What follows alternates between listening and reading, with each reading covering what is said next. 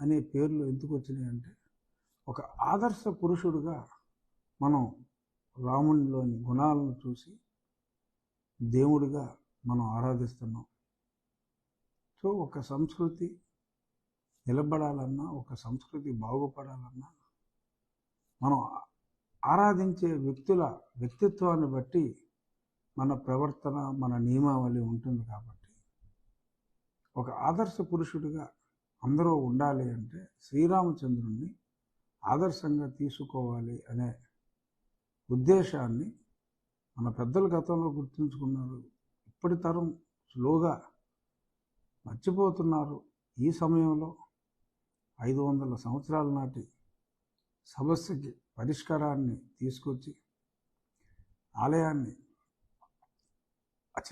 కాలంలో అతి తక్కువ కాలంలో పూర్తి చేసి ఇంకొన్ని పనులు పైభాగంలో ఉన్నప్పటికీ కాలంలో అత్యద్భుతంగా దీన్ని పూర్తి చేసిన నరేంద్ర మోడీ గారిని, మరి ఆ ట్రస్ట్ సభ్యుల్ని, పరాశరన్ గారిని, ఆ 5 మెంబర్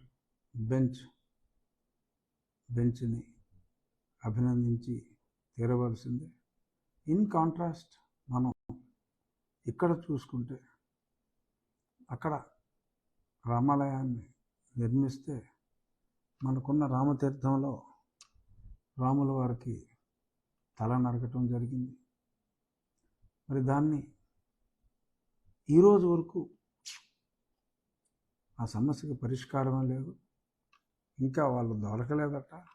సిబిఐకి ఇస్తామని చెప్పి మంగనాజ్ కౌరులు చెప్పి, మేమేం చేస్తాం, సిబిఐకి ఇచ్చామని చెప్పి తీసుకోమని చెప్పాం. వాళ్ళు తీసుకోకపోతే మేమేం చేస్తామన్నారు తప్ప చిత్తశుద్ధి లేదు.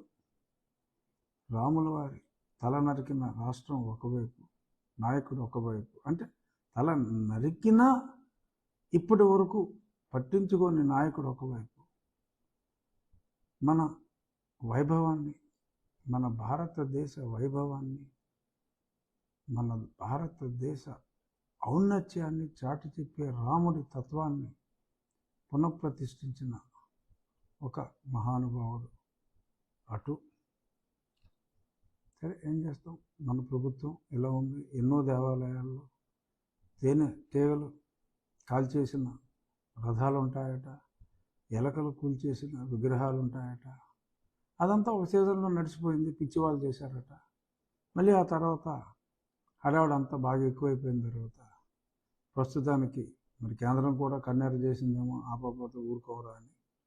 మరి మొత్తం మీద ఆ పిచ్చివాళ్ళు కూడా మంచివాళ్ళుగా మారిపోయినట్టుగా ఉన్నారు. డెఫినెట్గా అది పిచ్చివాడి పనే, అందులో డౌట్ ఏమీ లేదు, నమ్మేద్దాం. సరే, ఇక ఈ రాముల వారి సంగతి పక్కన పెట్టి మన రాజకీయాల్లోకి వద్దాం. షర్మిల కొన్ని ప్రశ్నలు వేసింది, అర్థవంతమైన ప్రశ్నలు వేసింది.